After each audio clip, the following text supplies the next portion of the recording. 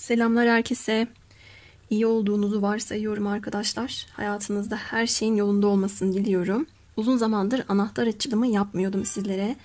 Kolektif eriller ve dişillere dair 2 deste oluşturdum.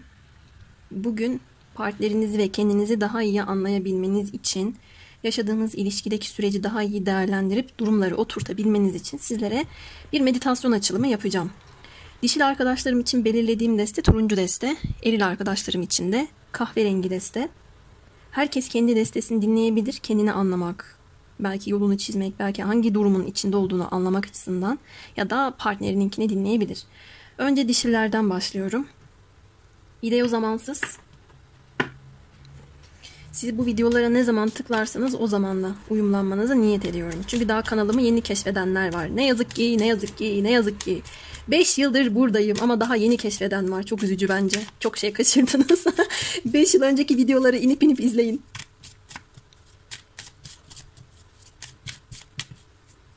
Evet. Tam böyle desteği içinde bir iki kart ters dönmüşken ve ben onlara odaklanacakken bir sürü kart düşüverdi. Dişil arkadaşların içinde bastırdığı, baskıladığı duygu ne?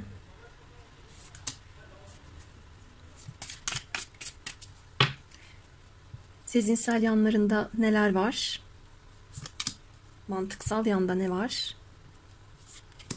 Neye ihtiyaç var?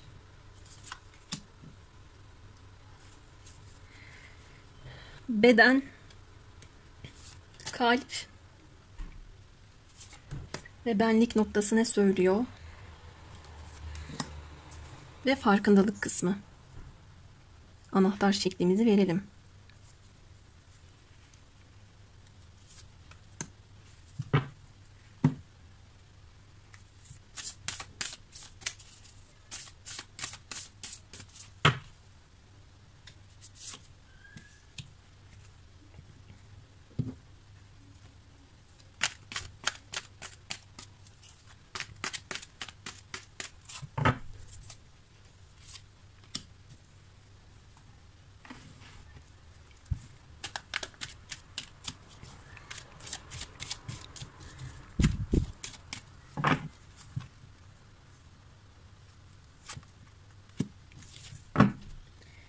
Evet, dişiller içlerinde neyi bastırıyor, neyi baskılıyormuş?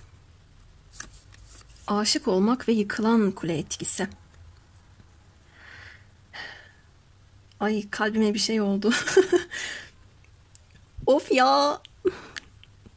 Arkadaşlar, böyle bir şeyler, kuvvetli kartlar geldiğinde bazen o kadar derinden hissediyorum ki yorum noktasında tıkanıp kalıyorum, kendimi sıktığımı fark ediyorum. Ya da böyle neyi nasıl ifade edeceğim, nasıl aktaracağım diye çok düşündüğüm oluyor oturduğum yerde. Stres yapıyorum. Şimdi burada 2 türlü bir durum geldi, hatta daha fazla. Dişil arkadaşlarım çok aşık olmasına karşın heyecanı içinde, romantizmi içinde derinlerine bastırmasına karşın ilahi bir müdahale ile bu aşkın çatırdadığını, yıkıldığını, yerle bir olduğunu görmüş olabilirler. Böyle bir hezimet duygusu içinde kendilerini bulmuş olabilirler.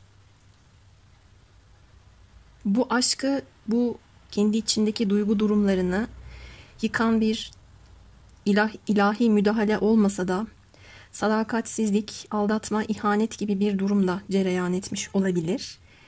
Köklerinin çok sağlam olduğunu düşündüğü buradaki ağaç ortadan bir şimşek tarafından yıkılmış arkadaşlar. Kopmuş şeylerin acısını içinde bastırdıklarını görüyorum dişil arkadaşlarımın aşk duygusuyla beraber. Ya da çok hızlı aşık olmanın getirdiği ani yıkım. Şok verici bir şekilde aşık olmak. Bir anda her şeyin yerle bir olması ya da çok ciddi bir inanç, çok ciddi bir güven ve umut kaybı ve bunun acısının içte bastırılma durumunu görüyorum. Ama bunun kesinlikle bir aşkla bir bağlantısını veriyor. Aynı zamanda öfke, kızgınlık, cinsel enerji, ortalığı kasıp kavurma isteği de olabilir.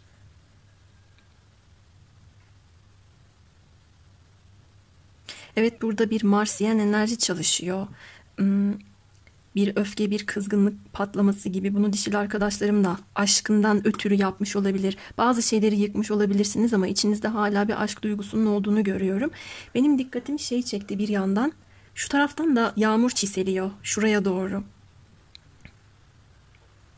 Şuradaki yakmak kelimesi, abayı yakmak. Burada bir yangıya doğru bir yağmur çiseliği olarak gördüm ben. Burada hem bir ateş elementi var hem de bir söndürmeye çalıştığınız bir durum gördüm.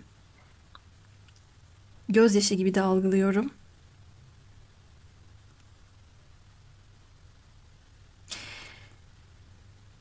Hepiniz için geçerli olmasa da bir kısmınız açısından bu kartta yere elmalar düşmüş. Yasak bir ilişki, yanlış bir durum, bir takım bağımlılıklar. Bir anda ortaya çıkmış, bitmiş. Belki suçluyla beraber suçsuzun da acı çektiği bir durum yaşanmış olabilir. Ve dediğim gibi bakın ağacın da köklerinden 3 tane ayağa benziyor. 3 tane ayak çıkıyor. Yani burada 3 kişi ilgilendiren bir durum da olabilir. Dişil arkadaşlarımın iç dünyasında böyle bir acı bastırdığını ya da böyle bir sinirlilik halini bastırdığını görüyorum. Ama bu neyden kaynaklı biliyor musunuz? Aşk duygusundan.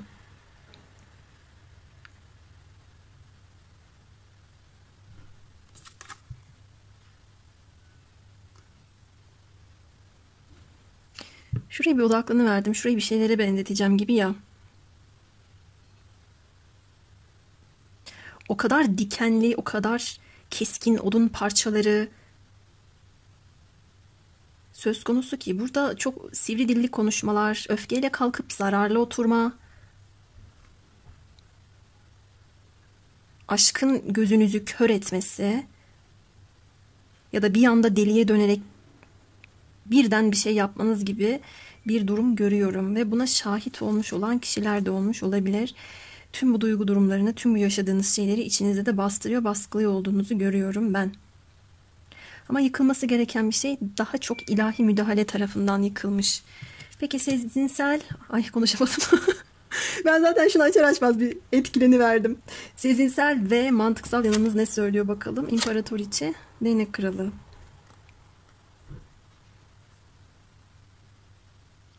Kendi değerinizi bildiğiniz, bu kişiye karşı hala tutku hissettiğinizi görüyorum. Yine de bazı şeylerin kopması, bitmesi gibi bir durum söz konusu. Bu mutsuzluğu içinizde bastırıyorsunuz. Kolektif dişil arkadaşlarımız senaryosunda şuna benzer bir durum da olabilir. Bir evliliğinizin bitmesi gibi durum değil. Eğer üçlü bir durum içerisindeyseniz karşınızdaki kişinin evliliğini bitirmesi, sizin ona aşık olmanızın ardından bu kişiyle bir hayat kurmaya çalışmanız gibi bir durum söz konusu olabilir. Burada hislerinizin kuvvetli olduğu çıkmış. Kendinizi çok güzel, çok yaratıcı, verimli gördüğünüz, şanslı gördüğünüz, hissettiğiniz bir dönemdesiniz. Pek çok şeyin gücü kendi ellerinizde. Ben burada ateş etkisi taşıyan bir erilden söz ediyor olabilirim ya da eylem beklediğiniz bir erilden söz ediyor olabilirim. Mantığınızda bu kişinin size adım atması, bir şeyler yapması yönünde çıkmış. Şöyle de bir diyesim geldi. Artık bana kim sağlam adımlarla gelirse, gerçekten eylemde bulunursa, bana kendi değerimi hissettirirse ben kendimi ona vereceğim. Kendimi ona, kalbimi ona açacağım da diyor olabilirsiniz bir kısmınız için. Kolektif yorum olduğundan olabildiğince çeşitlendirmeye çalışıyorum. Dişil arkadaşlarımın neye ihtiyacı varmış? Bir de buna bakalım. Aile kartı ve para kralı. Evet, bu kişiyi belki çok tutkulu olarak eylem yapmasını istiyorsunuz, bekliyorsunuz ama asıl ihtiyaç duyduğunuz şey elle tutulur, gözle görülür gelişmeler. Yani bir para kralının olması. Belki bir aile babasından söz ediyoruz burada. Belki de hali vakti yerinde, gerçekten yatırımları olan, hatta bir kısmınız açısından zengin. Bakın burada sandığından bir sürü altınlar dizili. Böyle bir kişiye ihtiyaç duyuyor olabilirsiniz. Sizi yıkmayacak, ne istediğini bilen, duygulara, hayata ya da para dünyasına, geleneksel bir yapıya hakim bir kişiyi istiyor. Buna ihtiyaç duyuyor olabilirsiniz. Bir de yazımızı okuyalım. Bu durum bir aile bireyiyle yaşanan, anlamana ve iyileşmene yardım edebileceğimiz duygusal deneyimden kaynaklanmaktadır. Zihninde ve yüreğinde bu kişiyi, kendine ve deneyimi huzur veren mavi ışık ve çok sayıda melekle kuşat. Durumun içindeki armağanlara açık ol ve kendine huzuru hissetme imkanı ver diyor. Bu durumdan kasıt da aslında şuradaki yıkım, aşk duygusu ya da yerle bir olmuş inancınız olabilir. Arkadaşlar bu durum yakın zamanda yaşanmamış da olabilir. Önceden aşık olduğunuzda yaşadığınız travmalar, aşk ilişkilere ya da eril kişilere olan bakış açınızı öyle bir değiştirmiştir ki siz evet belki bir esaretten kurtulmuşsunuzdur ama aynı zamanda siz o eski siz olmamışsınızdır. Evet bir kabuk değişimi yaşamışsınızdır ama bu çok şok verici bir biçimde olmuştur. Hazırlıksız yakalanmışsınızdır. İşte bütün bu durumlara, bu durum bir aile bireyiyle yaşanan anlamana ve iyileşmene yardım edebileceğimiz duygusal deneyimden kaynaklanmaktadır diyor. Bir abi, bir baba, dede bile olabilir. Atalardan gelen bir sıkıntı olabilir. Eski sevgililer, eski yaralar, eski eşler gibi durumlar hayatınıza göre alın. Böyle bir durum görüyorum arkadaşlar. Dişil arkadaşlarımın da burada yaşadığı yıkımların ardından artık kendi değerini bilmesi, ne istediğini bilen eriller tarafından dişiliğinin onurlandırılması, yaşatılması gibi bir durum söz konusu. Mavi huzur veren bir renktir zaten. Belki sizin huzurunuzu kaçıracak bir kişi değil de güven ve huzur verecek birine ihtiyaç duyduğunuz burada yansıtılmış. Bedeninize bakalım. Evet arkadaşlar, size hayran olan birisi var. Aynı zamanda da siz kendinize hayranlık beslenmesini istiyorsunuz.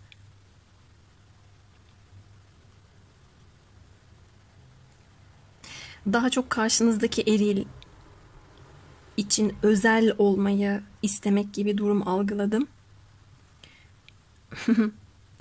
Bakın. Buradaki çizilen yerde şu iki kısımda ay var. Benim yüzükte de var. Duygusal olarak tatmin olma, duygusal başarı, kendinizi iyi hissetmeniz, size hayran olunmasını istemeniz, kalbinizin iyileşmesi.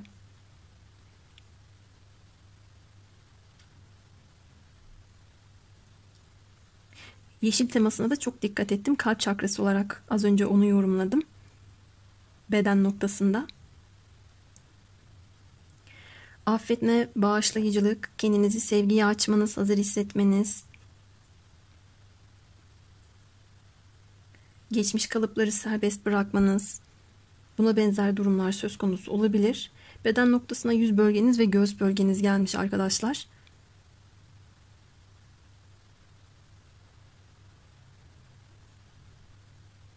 Bir bütün hissetmeye ihtiyaç duyuyorsunuz olarak yorumlayabilirim. Peki kalbinize bakalım. Bakın burada gitmiş bir eril var. Siz de gözünüz yaşlı bakıyorsunuz, arkasından ağlıyorsunuz. Burada dönüş özür diyor. Kalben sizden gitmiş, sizden ayrılmış bir kişinin dönüşünü beklediğiniz gözükmekte. Yaptığınız fedakarlıklar en azından bu şekilde karşılık bulsun istiyorsunuz. Kedilerin size verdiği mesajlara dikkat edin. Kedileriniz varsa ya da kediniz varsa daha çok zaman geçirebilirsiniz. Evet, burada bakın giden bir eril var. Sizi ardında bırakmış pardon. Dön desem döner mi bana yeniden? Pişman olur mu? Beni bıraktığı hali düşünüp değerlendiriyor mudur acaba? Çünkü bir aşk duygusuyla kaldım. Özür dilemese de olur, gel tekrar bir şeylere başlayalım dese bile olur diyen dişil arkadaşlarımın enerjisi geçti bana ama burada şöyle bir durum var. Geçmişteki şeyleri henüz tam atlatabildiğinizi görmüyorum. Şurada kendi değerinizi bilmekle ilgili bir şeyler tamam geldi ama henüz bir kısmınız bunu uygulamaya geçirme noktasında iyi değilsiniz.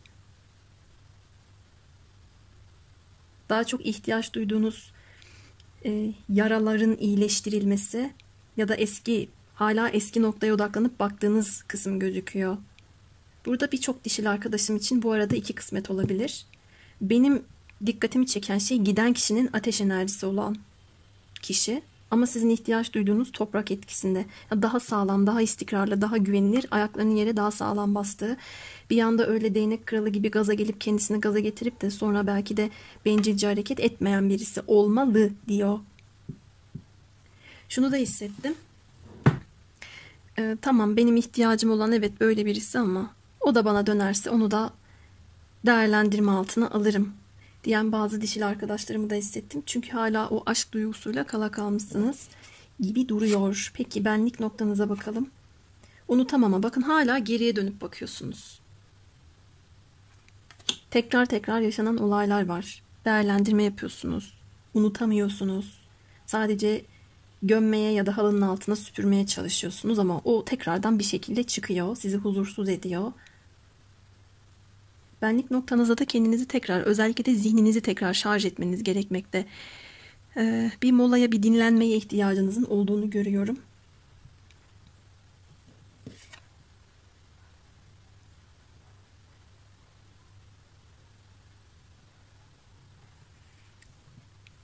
Ve pek çok şeyi zamana bırakmak ile yükümlü olabilirsiniz.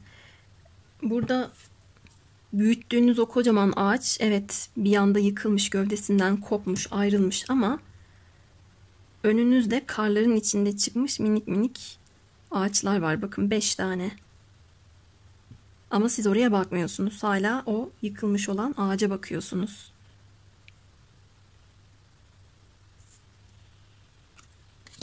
Buraya bir melek kartı açalım. Benlik noktasında size nasıl bir mesaj veriyor başka? Benim size tavsiyem bu etkilerden sıyrılmadan yeni bir ilişkiye başlamamanızdır. Bu yara bandı ilişkisi olur. Karşınızdaki insana da hayrı dokunmaz bunun. Geçmişi tamamen bitirdiğinizden emin olmalısınız. Güvenilir rehberlik diyor. Güvendiğiniz insanlardan yardım isteyebilirsiniz. Dualarına cevap olarak harika bir fikir aldın. Bu fikir doğru ve güvenli. Yolun her aşamasında yanında olduğumuzu bilerek onunla güven içinde ilerleyebilirsin. İste ve bu fikirle ilgili ihtiyaç duyduğun her şeyde desteğimizi almaya açık ol diyor. Ruhsal rehberlerinizden yardım isteyebilirsiniz. Şu anda da bir rehberlik yapıyorum gerçi ben. Yani tarot açılımı alabilirsiniz. Psikolojik rehberlik olabilir. Güvendiğiniz arkadaşlarınıza, çevrenizdeki kişilere bir şey danışabilirsiniz. Ama tabii herkese danışmayın.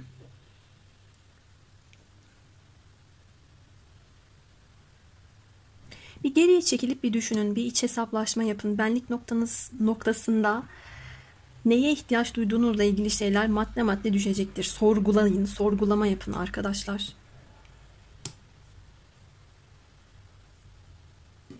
Buradaki adam da tuvale bir şeyler yazıp karalayıp çiziyor. Buradaki de aynen o şekilde.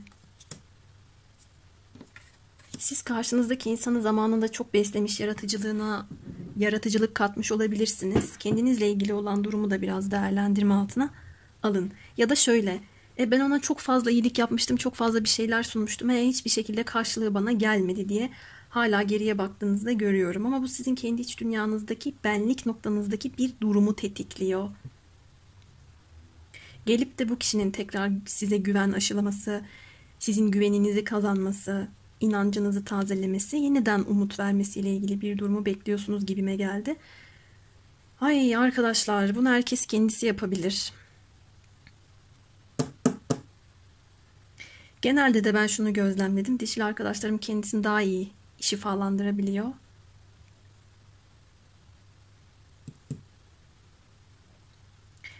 Şifaya hazır olmayanı ya da iyileşmeye niyeti olmayanı da şifalandırmak çok zor. Hatta imkansız.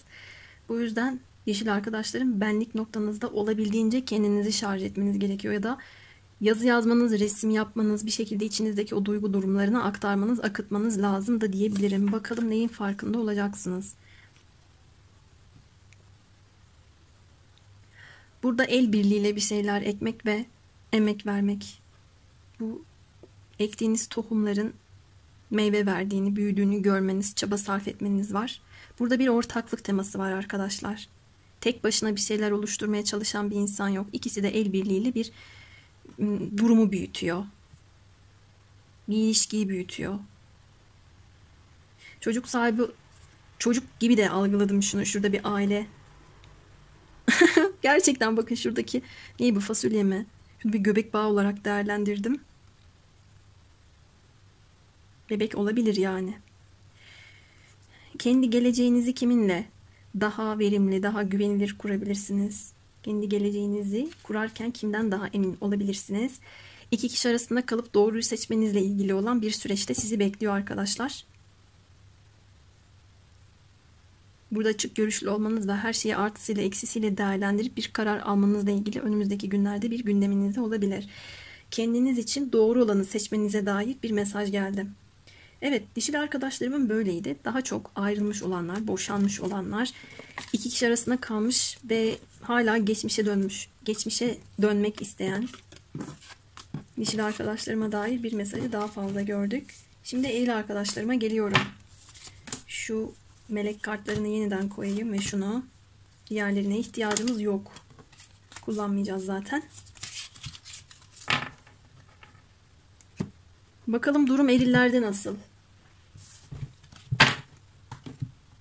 Kolektif eriller nasıllar?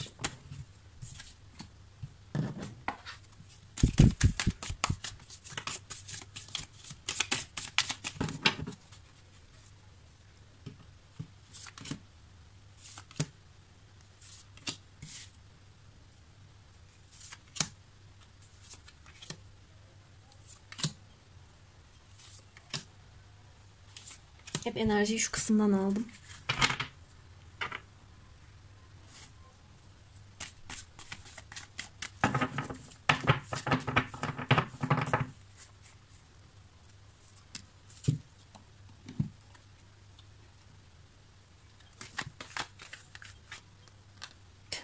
Testi içinde dönen karta bakın. Maskülen.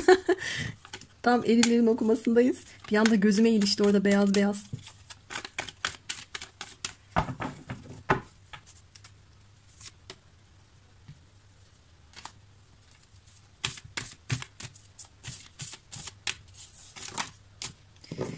Bu tarafa düştü. Tamam. Düşsün bakalım.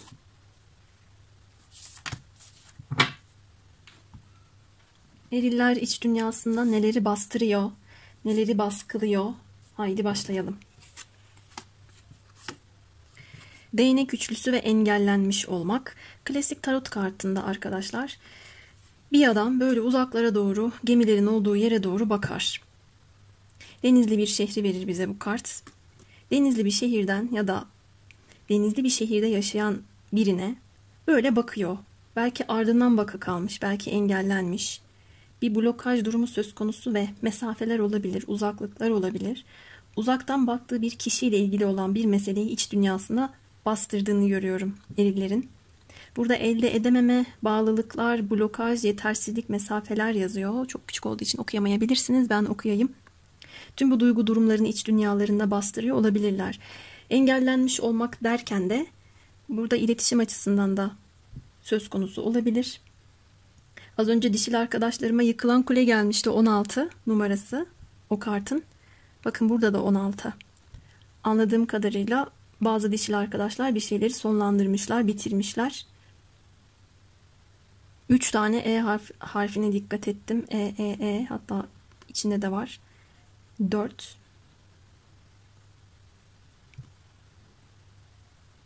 ile ilgili bir durum olabilir.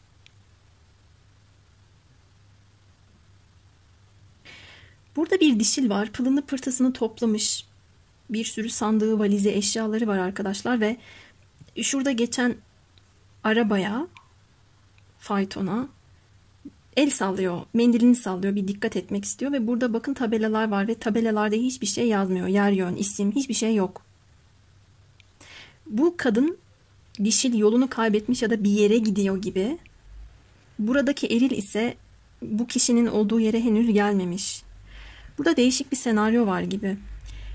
Eril arkadaşlar karşınıza çıkmış ya da çıkabilecek olan dişili henüz görmemiş olabilirsiniz. Ya da göremediğiniz şeylerle engellendikten sonra karşılaşacak ya da karşılaşmış olabilirsiniz. Bunun iç dünyanızda baskılanmasını, blokajını yaşadığınızı da görüyorum. Ama daha çok bir mesafe durumu söz konusu. Gelememek, görememek, elde edememek. Bakın gene bir E harfi. Bir başarısızlık duygusu, bir çabaların yetersiz kalması duygusu, anlaşmaya, uzlaşmaya varamama ya da yanlış karar almanın getirdiği bir sıkıntı. yanlış hamleyi yapmanızın vermiş olduğu şu anda yaşadığınız bir blokajı içinizde bastırdığınızı görüyorum. Burada hareketlerinizi de engelleyen bir durum olabilir. Gideceğim ama gidemiyorum. Yazacağım ama yazamıyorum.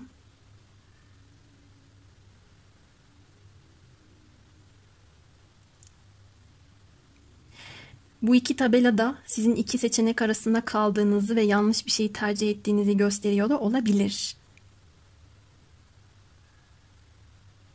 Çünkü bir yoldan sapma ya da aslında buradaki dişilin size mesaj verdiği bir çırpınış ya da ne bileyim bir dikkatinizi çekme ya da bir şey anlatmaya çalışma durumuna henüz bakmamışsınız ya da bakmadığınız için böyle bir durum olmuş. Ve ne kadar ilginç bir sembolizmaya dikkat ettim. Bu kartta da bit gibi resmedilmiş. Hani normalde feneri şöyle önümüze tutarız ya. Buradaki arabanın arkasında.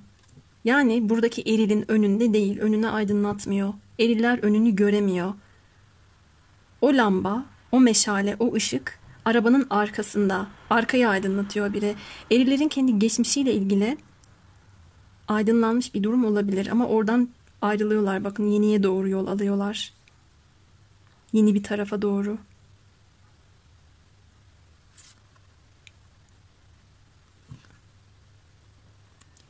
Bu arabanın üstünde de sanırım iyice yakınlaştırayım. Valizler var.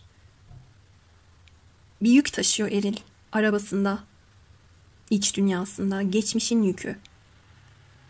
Belki oraya ışık tutuldu ama yine de taşıyor. Ve buradaki kadının yükleri daha fazla. Ve bu kadın yayan. Sizin arabanız var. İşi şakaya vuruyorum. Beyaz mendil.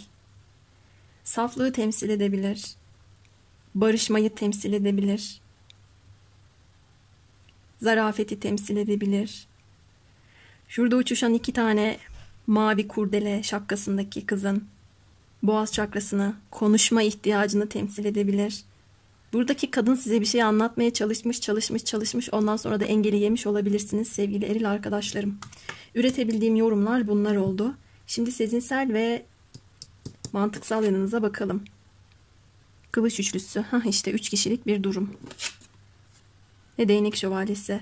Siz niye böyle arsız bir çapkınsınız? Siz niye böyle bir gözü dışarıda hovardasınız? Kızacağım valla. Siz niye bir tane kişiyle bir yetinmeyi bilmiyorsunuz? O da doğruysa özellikle. Burada hiç 3 kişiyi ilgilendiren bir durum söz konusu. Ve maalesef burada engellenmiş olmanıza sebebiyet veren durum da bu zaten. İçinizde bir eylem yapma olabilir ama kendinizi gaza getirdiğiniz ya da aceleyle, bir anlık hırsla olabilir. Buradaki at bile şaşkın zaten.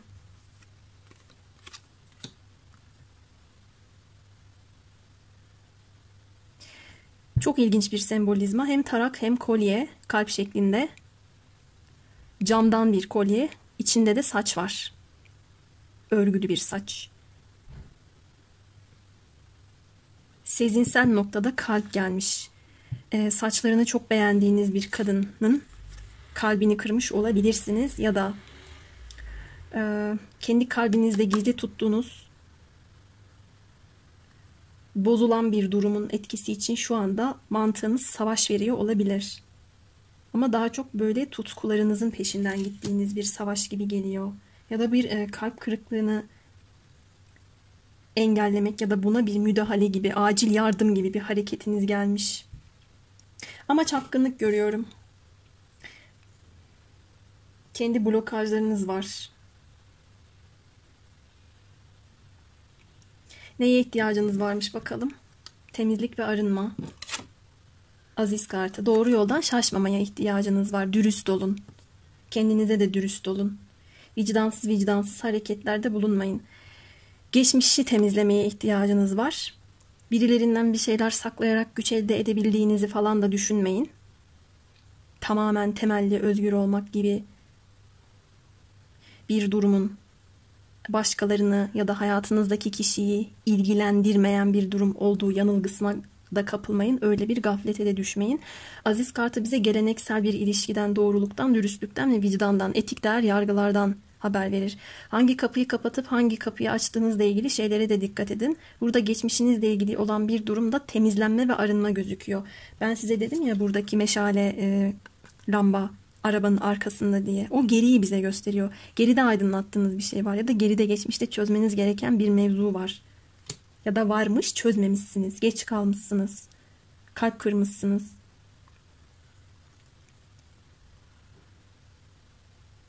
Büyük saygı ve sevgiyle değerli ve duyarlı bedenini arındırmanı istiyoruz. İsteğin üzerine stresle baş etmek için yaşamı olumlayıcı yollar geliştirmene yardım etmenin yanı sıra eski yöntemlerini bırakmanın üzüntüsünü de hafifleteceğiz. Tasalarını, dertlerini ve endişelerini bize ver ve yeniden arınmış bedeninin zarif güzelliğini hisset. Daha çok sakral çakra, cinsellik, zevk aldığımız bölge, geçmiş konusuyla ilgili bize bir mesaj veriyor. Bu kısımla ilgili, bu durumlarla ilgili bir temizlenme ve arınma yaşamanız gerekmekte. Şu eski yöntemlerinizi, alıştığınız kalıplarınızı, sabitliğinizi bırakmanız gerekebilir ya da bakış açınızı. Burada değişir arkadaşlar. Eğer şöyle bir hovardalık peşindeyseniz, nerede akşam orada sabah, bize gidelim mi tarzında, artık bir kendine gel diyor kartlar. Ya da aşırı derecede böyle ahlak noktasındaki düşüncelerinizde hep aynı noktadan bakıyorsanız, toplum değerlerine, toplum kurallarına göre yaşıyorsanız, kendi iç dünyanızda bu belki de bu durum sizi engellemiş hissettiriyor, engellenmiş. Buradan yana bir muzdaripliğiniz var öteden beri. İşte bu konuyla ilgili bakış açınız, eski yöntemlerinizi de değiştirebilirsiniz. Ama ilk yaptığım yorum daha doğru. Buraya bir tane fazladan kart düşmüştü. İhtiyacınız olan şey geçmişin bütün durumlarından arınmanız. Burası beden kısmı. İletişim isteği düştü bakın. Derdini dökmek, etkileşim, temas, iç iletişim, vicdan muhasebesi ve ay kartı. Evet, fazlasıyla duygusalsınız. Korkularınız gün yüzüne çıkmış, yanılsamalar, hatalar. Belki de yani aldatma, ihanet, ahlaksızlık durumları, sırlar açığa çıkmış olabilir, sakladığınız şeyler. Geçmiş bilinçaltı kalıplarınızda burada yaşadığınız durumlar sizi iletişime ittiriyor olabilir. Beden noktasında boğazınız gelmiş. Bakın konuşma, iletişim kurma. Şurada temas diyor. Fiziksel temas da olabilir. Orası ayrı. Bu da bir iletişim yöntemi.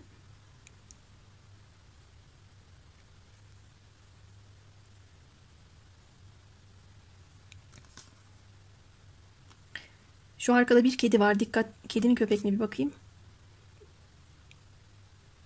Nasıl bir cins resmedildiyse ikisine de benzettim. Ne kedi diyebilesim geldi ne köpek diyesim. Bakın. Ay kartının yanılsamasına bakın. Ne kedi diyebildim ne köpek diyebildim. Sizin mi kafanız karıştı? Ne yaptınız? İç dünyanızda bir size hata yaptıran durumun içine mi düştünüz?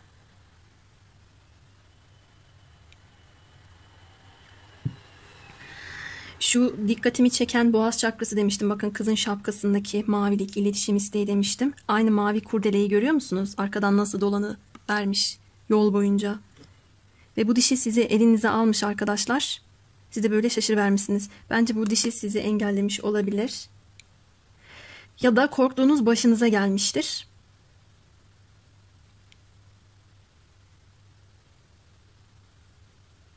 Ne kadar surat ifadesi şöyle hissettirdi bana buradaki dişinin surat ifadesi.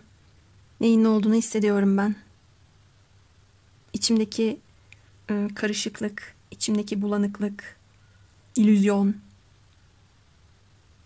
O yollardan geçtim, yürüdüm, geldim. Tam karşındayım diyor sanki size. Burası da daha ay bize dişil yönümüzü gösterir. İç huzursuzluk yaşıyor olabilirsiniz.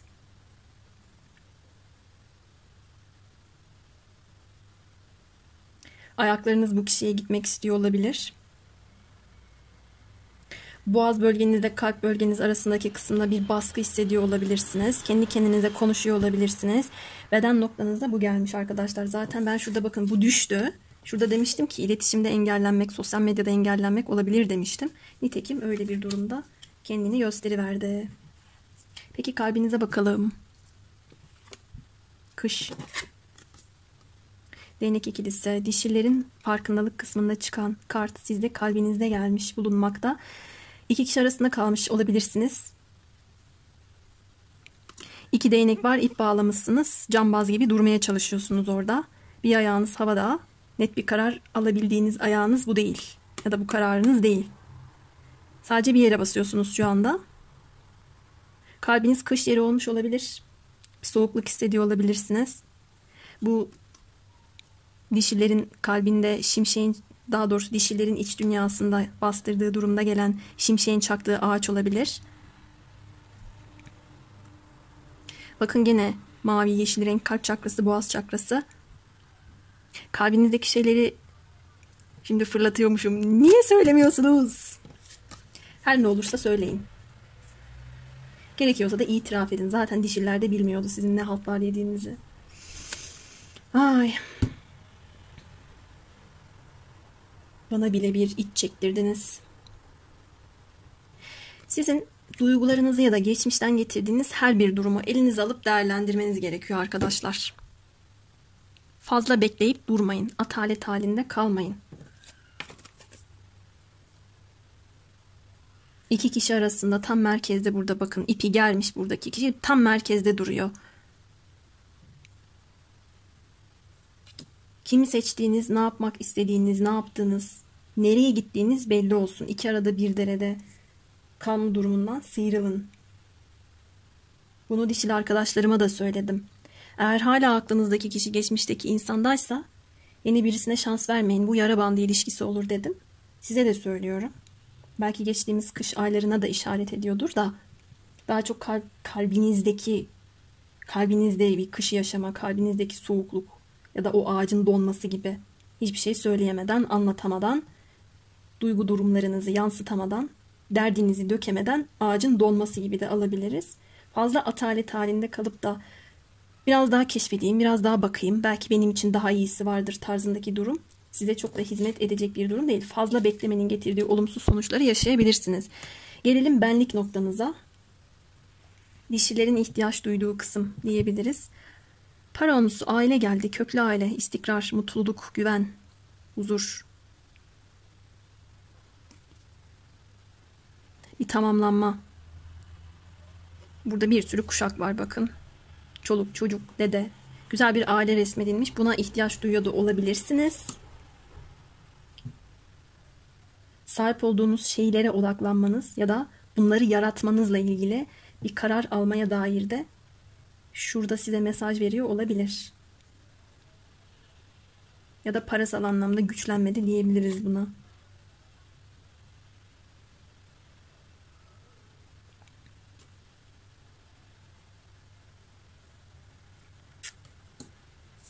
Bir yandan hala sembollere bakıyorum, neler üretebilirim diye.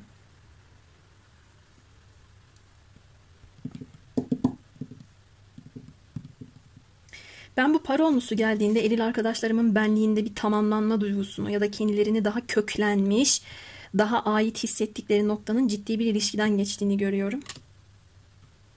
Söyleyeyim. Peki şimdi farkında olduğunuz noktayı açacağım ya da bu süreç sonunda neyin farkında olabileceğinizi. Değnek yedilisi. Çok güzel.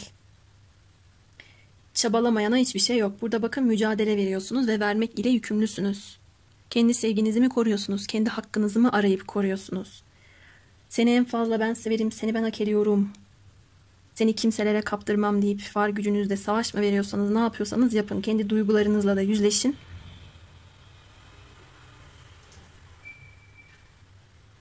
Burada bir alan koruma var. Rakiplere dair kendinizi güçlü bir noktada tutmaya gayret göstermeniz var. Eylemsizlik, beklemede kalma, blöf yapma, durağanlık, savaşmama, bunların size bir avantaj sağlamayacağını kartlar söylüyor.